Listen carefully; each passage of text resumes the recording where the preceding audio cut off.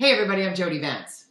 And I'm George-Affleck. And it's time for Halloween, Halloween, spooky, scary Halloween. UnSpun.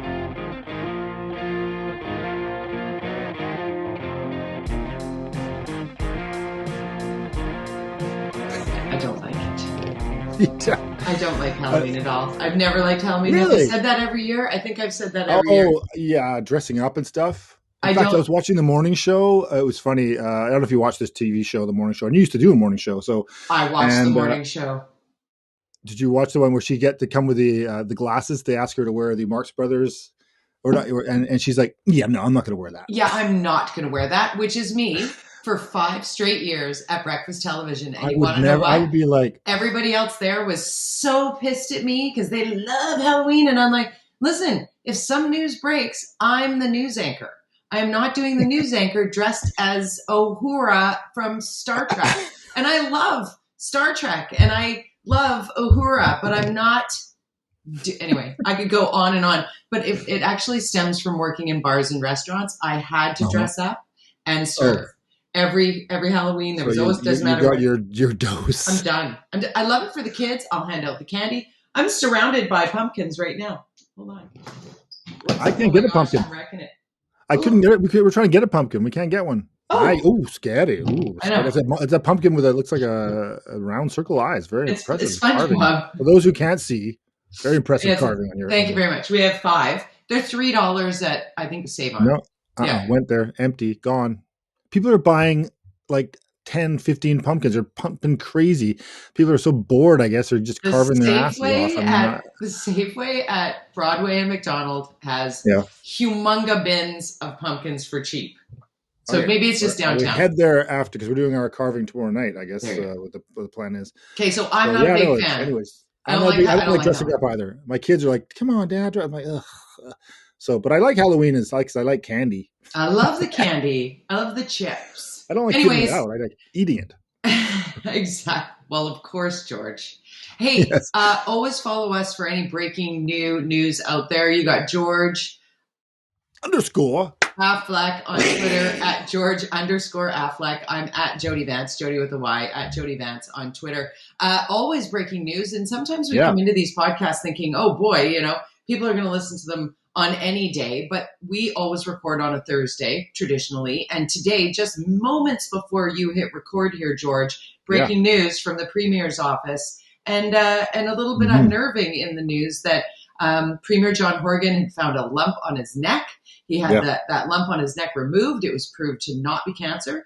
And that yet in finding that lump, they found another growth in his throat, which he will then be having surgery on and biopsied. So sort of a random announcement that came up. It's like John Horgan will make a personal announcement. I was like, whoa, how did you consume this? It was interesting. And I just came back into the office and Amanda said, oh, look, check this out. You guys are going into your podcast. You might want to know this. And obviously we wish our best to the Premier who's going into surgery, I think tonight or tomorrow morning. I thought it was interesting because he brought it up was from when we talk about spin and unspun and all that stuff with the show, he said the reason he was holding a press conference because he didn't want to get, outed. He was going to be in the hospitals in Victoria, small town. Yeah. People would see him coming and going.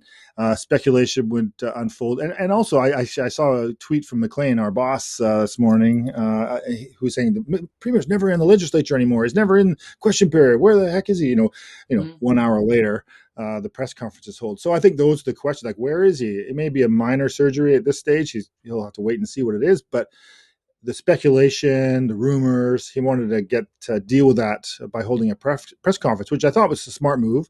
There were 2 things that were weird to me. One, and I think the second part will be a transition to our next subject. One was that he took questions. And I thought, from a PR point of view, I thought, I don't think that was necessary. I think we get it. Thank you very much for informing us. I think just walk away because the questions we're getting are really like, this is a little bit awkward. It was a tough one. I agree with you on that. I did like when he did walk away that he said, live long and prosper, guys. Or live long and prosper, people, he said. And I thought that was very on brand for Premier Horgan. Yes, very on brand. And that's why I had my Uhura in my head, I guess, the Star Trek piece. But here he is. honestly, like, this must be so difficult. I think of his family. I think of his wife. He made a joke about how his wife might enjoy the fact that he won't be able to talk for a little bit, and how he has installed Mike Farnworth as deputy premier because there was no deputy premier after the last election. I didn't notice that, actually, and that's unusual. Yeah. Usually there is. Anyway, so we, in good hands, and things will continue to move forward with sort of where he's coming from. But when asked a question as to why tell everybody, he was like, transparency. I like transparency. And I'm like, yeah, not this week, not that much. No. I mean, that's our transition. And again, we wish him the best, but, transparency we're talking about here today, which was going to be our top subject anyways, which is this FOI. There are 3 issues this week that I want to talk about related to in and around this legislation that's coming into the government. But one is FOI and the fee charges. We talked about it last week, the $25 fee, for searching for information from the city, from the province. This is, it goes from $0 to $25, and this impacts mostly small town, news media, freelancers, but even the big media. The bosses will question that. And what was really disappointing this week was that the NDP were completely silent. They didn't debate. They're just kind of sitting there. Mm-hmm. And if you read, I think it was Rob Shaw's column in Orca. I did read that column. These former people, these former MPs and MLAs who were champions of FOI, just sitting in the corner, not voting in favor of this policy. It just shows you that shows you that caucus and that party is whipped. They are whipped. And for those who don't know what that means that they are on message. They are not straying. This is very similar to my experience in Vancouver with Vision, and it's all the same people. I talk about this a lot. All the machine behind the Premier's office and the caucus and all the people are a lot of the same people that were at Vision Vancouver in Vancouver and that was a whipped party. They never strayed. They voted like locks. Get in line. Even when you knew, I know you don't support this. This is no way you could support this. And get in line. Either get in line or they wouldn't show up for the vote, which was always interesting. So that was the one thing. And I think that's disappointing when you're debating what something is really important to democracy and not to even debate it. And when you throw around the word transparency on one day and on another day you try and limit it through a barrier, because that's what money is. A cost like this is a barrier to transparency. Now, the big story in the last couple of days was an email trail that was found through Freedom of Information, which is FOI, that shows that the issues that we've been having with emergency response, the ambulance response time and 911 being, please hold, right? Calling 911, please hold, excuse me. No, I'm calling you for a reason. I'm calling you urgently. It's just, but everybody just was going on the news cycle and the political spin of, well, it was all pandemic, heat dome, perfect storm. That's what's happening. And now we know it was happening a year before the pandemic. This is not new. And now that we know that this is what's happening now. It's like, well, what else aren't you being transparent about? Like, come on. When it comes to these 100%. Issues, like, where are we, George, in a world where we can't actually say, we found something that's broken and you voted us in to fix it and we will fix it. Like, there's like this weird expectation that everybody's just skating until the next election. And it's just like, come on. Because FOI at a cost, I'd love to know how much Sam Cooper, who literally unearthed money laundering and the casino nightmare in Canada, but specifically here in the Vancouver model, I wonder how much, if we put $25 on every FOI request that Sam Cooper has made, how much that would have cost. There are just unbelievable costs associated with media at all levels right now. Investing in journalism is hard enough. You're going to make it harder? Come on. Yeah, and it's like they call it they refer to Bob Mackin, who's a freelance journalist. Yeah. And he did the most searches of anybody last year, which I think was 300 or something like that. And 300 times 25 that adds up for sure for Bob, for a but freelancer. For freelance, because he's not on staff, he's not getting a salary and pulling that from the boss's desk. That's probably 25%. If he has to pay that, that's probably 25% of his income. Yeah, looking $9,000, $10,000, $6,000, depending on somewhere $6,000 to $10,000. This is. But for the government, $9,000, $6,000 bucks, that's nothing. Come on. This is about controlling the media and nothing to do with cash in the bank. Right. And so that was the one thing. The other one that was interesting this week, there are two other ones, which we've talked about the one in the past, which is a little bit because Sam Sullivan was always a big champion of this. And this was about the public process in cities and municipal governments. And what they're suggesting they do is they get rid of if you already have a community plan in a neighborhood and there's the zoning is sort of aligned, you don't need to go to a public hearing process. The public hearing process is mandated by the province. Just so everybody knows, the cities and municipalities across the province work at the pleasure of the province. It's literally how it's described. They are slaves to the province. And so the province can change and revise the regulations. They're the one who make the decisions about process. Yeah. And so in one of these regulations that they've talked about is, loosen up this process of public hearings, which I don't know. We'll see. Because it's if you have a good community plan, then that should be the commitment. And when you want to change it, then this is something I've always argued. If you want to change the community plan, then you should go back to the community and re-ask the question. So these spot rezonings and all that stuff. Yeah. But it is kind of vague. It's like in the basic principles of the community plan or something like that. The other one that I thought was interesting, which I never can get any resonance with, and I have a conflict because one of my clients is the Newspaper Association. I do an event for them every year. And this is something that comes up every year at UBCM, which is mandatory advertising about public hearings and other things in municipal governments. Every year at UBCM, the Union of BC Municipalities, they put a motion forward saying, because the legislation is actually not written the way everybody thinks it is, but basically it says you need to put an ad, or you have to reach as many people as possible in your community to tell them that something is happening. Whatever that means, that could be a newspaper, it could be Canada Post. It actually says it could be this, it could be that.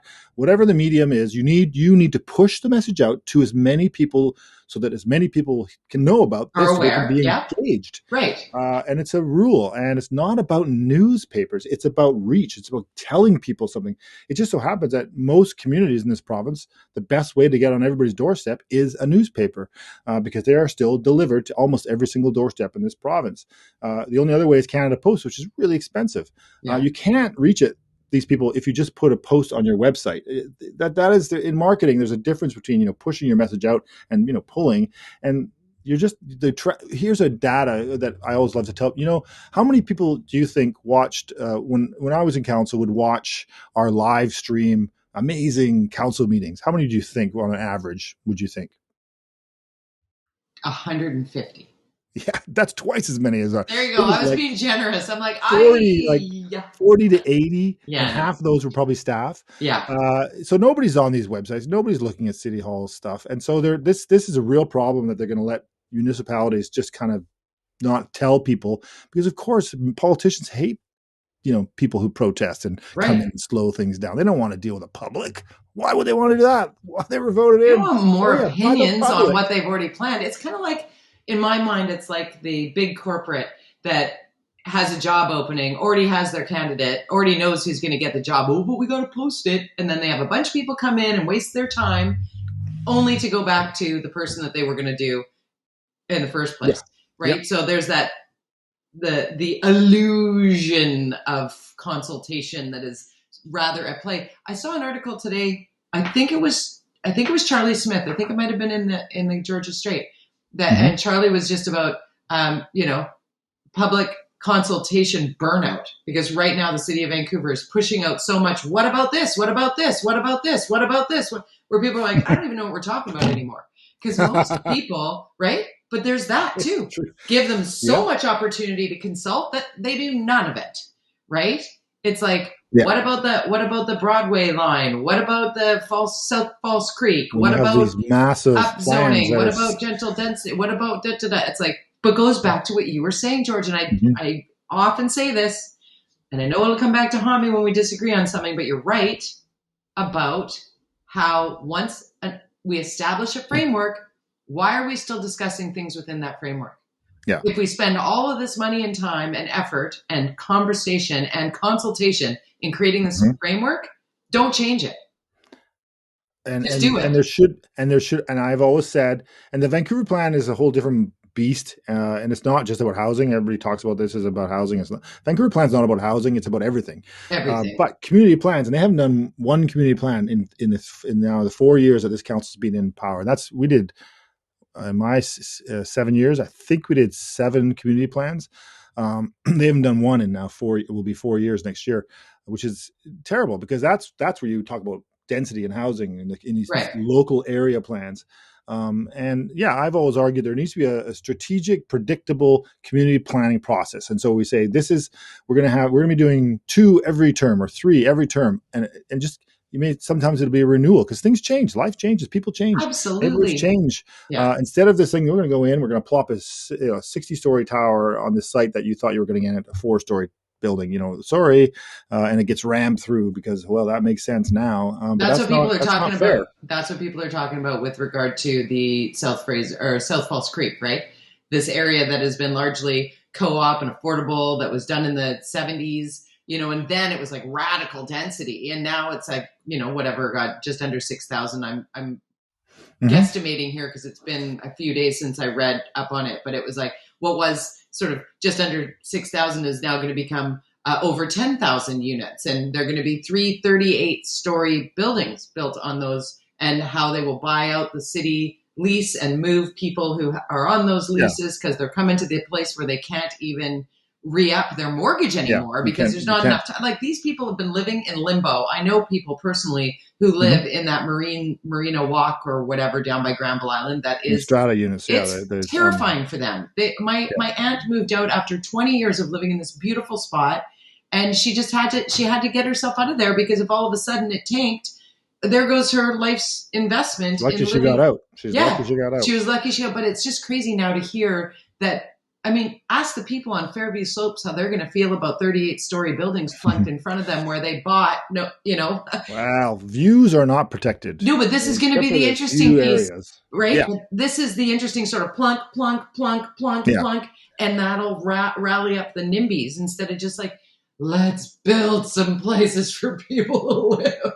Well, yes and no. Yeah, I agree. And they need to deal with the leasing. And we actually put a strategy together before I left council about how we're going to buy out those leases. We did one deal, which was basically bought out the lease, bought the apartments, and then we said you can rent this place at this price till the lease runs out, and then we're going to do whatever we want with this building.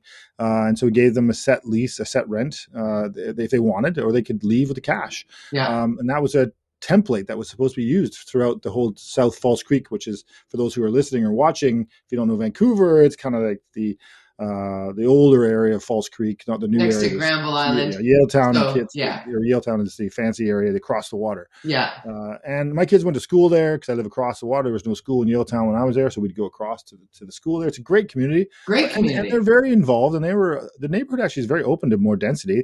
They just think it could be done very strategically. And they're right. You could easily add 20,000 people without really impacting a lot of the mood of the area. In fact, probably make it safer and more livable than it currently is, because you would add more grocery stores, more things that you need if you have more people. Amenities, there's nothing down there right now. You have to leave the area to get your groceries. So, well, even along the second, which is 6th, which is 4th, it's 6th Avenue when it runs along South Falls Creek there. Yeah. Those railroad tracks, that was part of the new proposed plan. Nothing's done yet, but they're talking about, like, why aren't there houses all the way along that? Yes, 100%. There is a basic design principle that came to us when I was there, which was, they would take 6th Avenue and the tracks would be on the road, and you would move there's a sort of funny little road that I forget the name of that road, where the buses go. It's closed to traffic. Yeah, exactly. And the concept was we could start at the Olympic station, the Canada Line station. And what about, and John Cooper and I were talking about this the other day, it's, the other side of Cambie Street Bridge, if you live in Vancouver, there's this giant empty lot next to Olympic Village. Huge. It's supposed to be a park there, it's supposed to be a school there, and there's supposed to be about 10,000 homes there. What? You're Can we kidding. just focus on that? Supposed to have 10,000 homes there? Yeah, there's like enough room for like 10 towers or 11 towers. It's What's crazy. The holdup? Why? I don't know. Yeah, I don't know.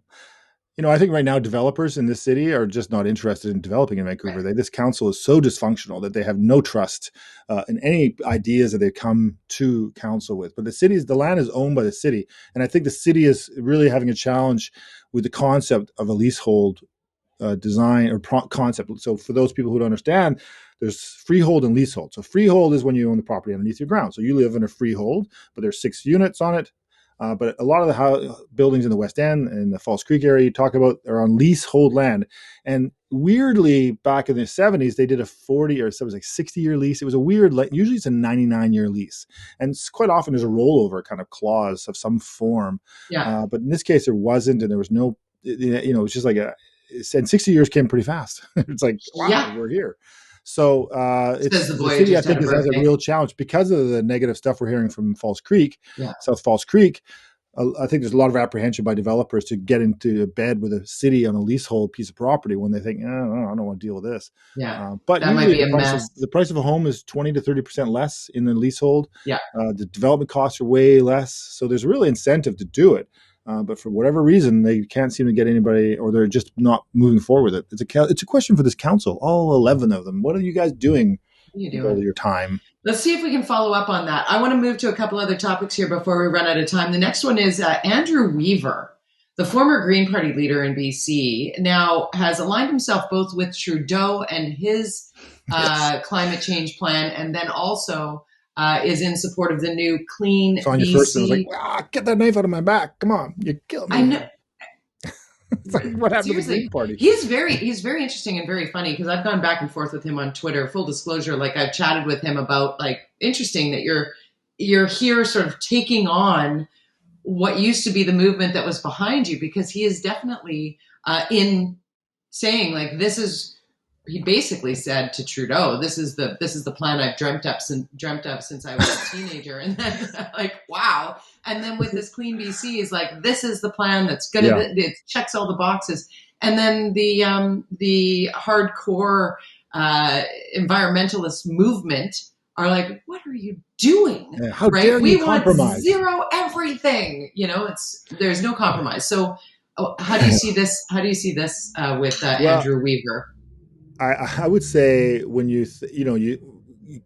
we've talked about radicalism here on the show before. Yes, we have. You need to find the middle, which is your calm, and we'll talk about that later in the Orca. The middle ground is found by having radicalism on either side of the issue, whether it be political spectrum radicalism or whatever it might be.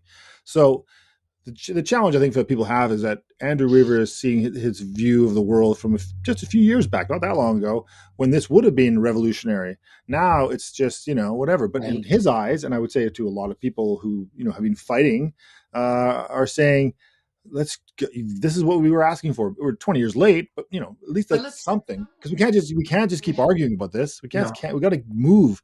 We got to get some stuff done. I'm not saying I agree with Clean BC. I think it's got a lot of problems with it. I don't see how, a lot of it's relying on taxation and punishment and all that stuff. A lot of it, interestingly, is relying on electricity.